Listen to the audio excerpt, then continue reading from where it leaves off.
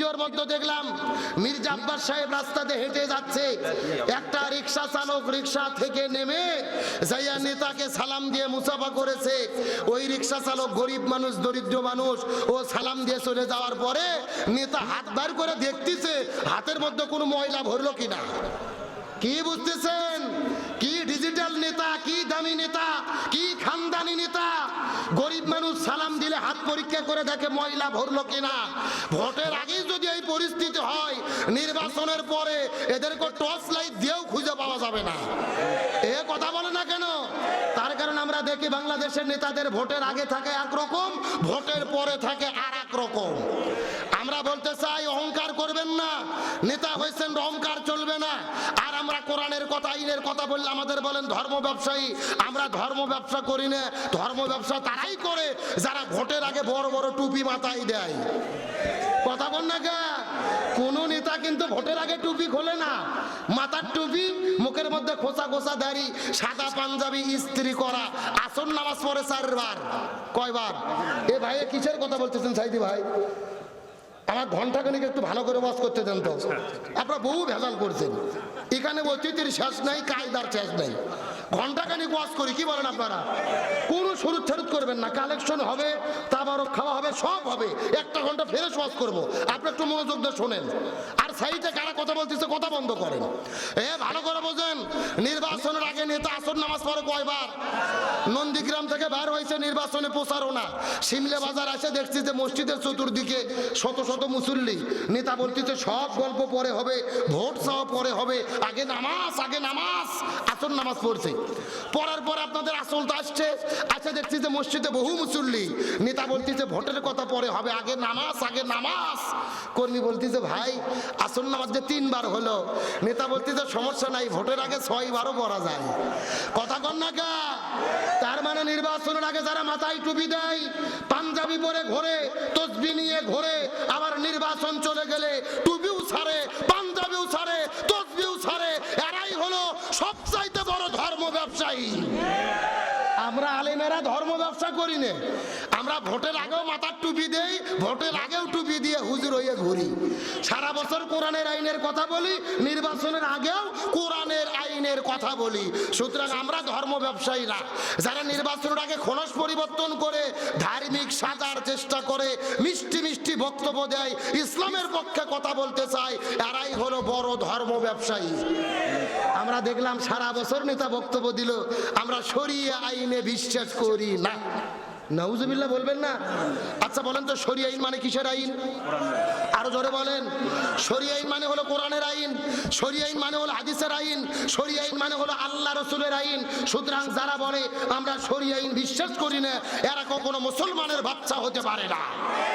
আবার কি বলতেছে যে কোরআনের সাথে রাজনীতির কোনো সম্পর্ক নাই। নাউজুবিল্লাহ বলবেন না? আমি তো মনে করি যারা বলে কোরআনের সাথে রাজনীতির কোনো সম্পর্ক নাই, আমি মনে করি এদের সাথে কোরআনের কোনো সম্পর্ক নাই। যদি এদের সাথে কোরআনের সম্পর্ক থাকতো এমন বক্তব্য দিতে পারতো?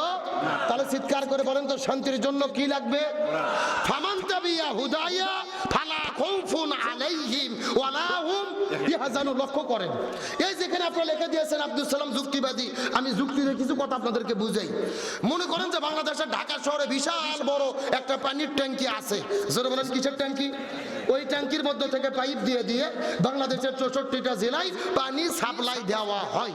কিন্তু ঢাকা শহরে যে পানির ট্যাঙ্কি আছে, ওই ট্যাঙ্কির ভেতরে একটা মরা বিড়াল মরিয়ে পচে গন্ধ উঠে আছে। আমার কথা বোঝা যায়?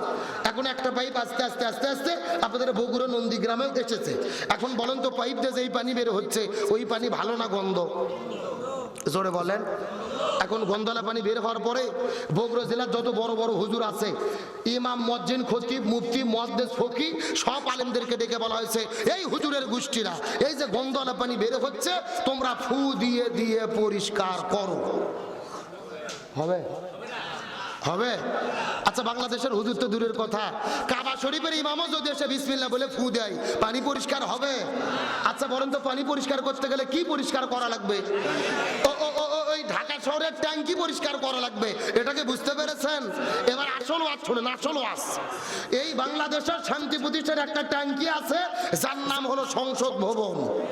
আরো জোরে বলেন, আরো সংসদের ভেতর থেকে বাবার আইন, দাদার আইন, চাচার আইন, খালুর আইন, ফুফুর আইন, কার্ল মার্ক্সের আইন, লেনিনের আইন, পুতিনের আইন, ধর্মনিরপেক্ষতাবাদ, জাতীয়তাবাদ, সোশ্যালিজম, ক্যাপিটালিজম, ভারতের আইন, ব্রিটিশের আইন, মানব রচিত তন্ত্র মন্ত্রকে জুতোই এবং ঝাঁটাপিটা করে পার্লামেন্টে কোরআন ঢুকাইয়া কোরআন দিয়ে যতদিন বাংলাদেশ পরিচালিত না হবে ততদিন পর্যন্ত এই জমিনের ভেতরে শান্তি আসতে পারে না, পারে না, পারে না। সুতরাং সমস্ত তন্ত্র মন্ত্রকে জুতোই এবং ঝাঁটাপিটা করে পার্লামেন্টে কোরআন ঢুকাইয়া কোরআন দিয়ে বাংলাদেশ পরিচালিত হোক, এটাকে আপনারা চান? কারা কারা চান? দুটি হাত আল্লাহকে তুলে দেখান। শেষ। এটা আপনাদের স্পিড। এ মাঝখান থেকে একজন তাকবীর দেন তো দেখি। একটু গরম পানি দাও।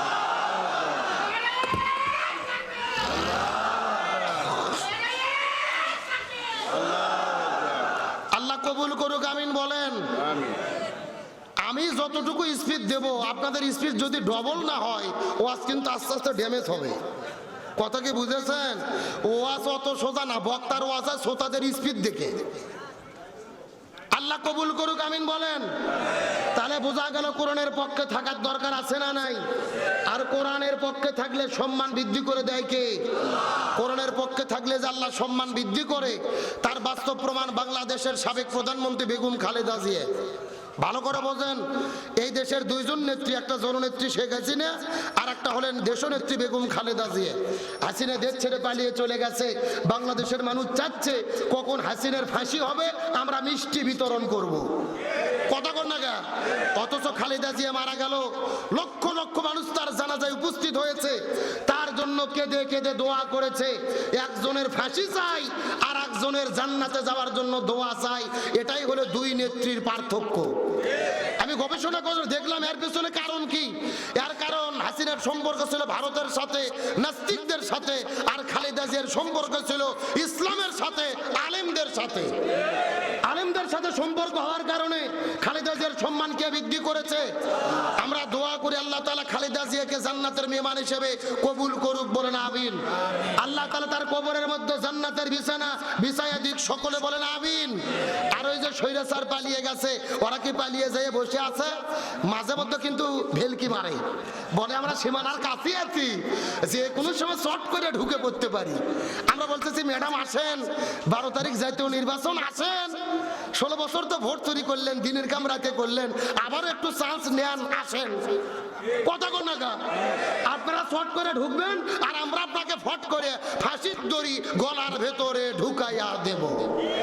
বাবু ভাইসো শর্ট করিয়া ফাঁসির দড়ি তোমার জন্য রাখছি গো সাজাইয়া, রিসেপশনে বইসাই আছি ফাঁসির মালা লইয়া। বাবু ভাইসো শর্ট করিয়া ফাঁসির মালা তোমার জন্য রাখছি গো সাজাইয়া। আল্লাহর কোরআন বলেছেন কুতিবা আলাইকুমুল কিসাস, জীবনের পরিবর্তে জীবন, হাতের পরিবর্তে হাত, পায়ের পরিবর্তে পা, চোখের পরিবর্তে চোখ। এই আয়াতের ডিজিটাল ব্যাখ্যা হলো ফাঁসির দড়ির পরিবর্তে ফাঁসির দড়ি। আইবা তুমি আইবা গো, এইবার আইসা বুবু ক্ষমতা পাইবা না। যারা ঠিক বলবে না মনে করবেন এদের মধ্যে ভেজাল আছে। এ ধরে বলেন ঠিক। বুবু আইবা তুমি আইবা গো, এইবার আইসা বুবু ক্ষমতা পাইবা না।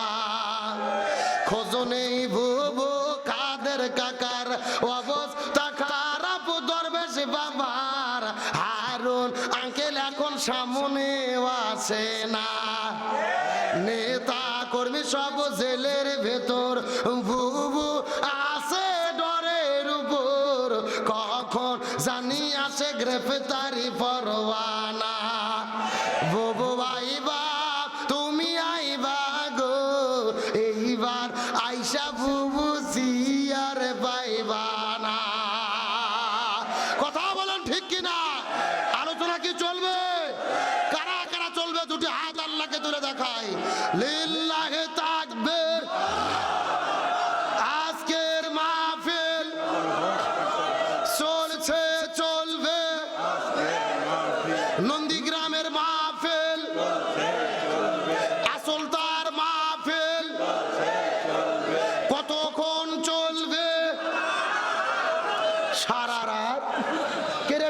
তোমার আওয়াজ নাকি?